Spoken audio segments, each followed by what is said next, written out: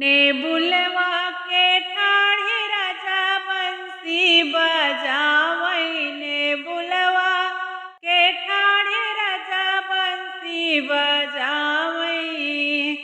बंसी बजावई हो बंसी बजावई। बंसी बजावई हो बंसी बजावई।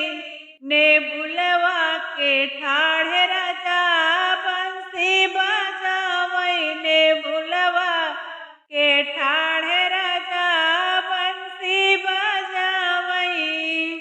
हम जानिया अपने मम्मी बोलावई। हम जानिया अपन मम्मी बोलावई। नजरिया से मारी राजा हमका बोलावई। नजरिया से मारी राजा हमका बोलावई। ने बुलथरा ठाढ़े राजा बंसी बजावई।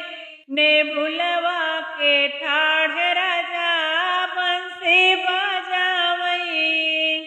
हम जानिया अपने भाभी बोलावई। हम जानिया अपन भाभी बोलावई। नजरिया से मारी राजा हम ऐसन करई। नजरिया से मारी राजा हम बोलावई।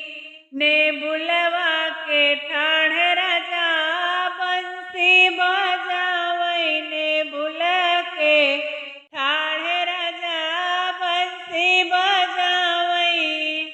हम जानिया अपने बहिनी बोलावई। हम जानिया अपन बहिनी बोलावई। नजरिया से मारी राजा हमका बोलावई। नजरिया से मारी राजा हमका बोलावई।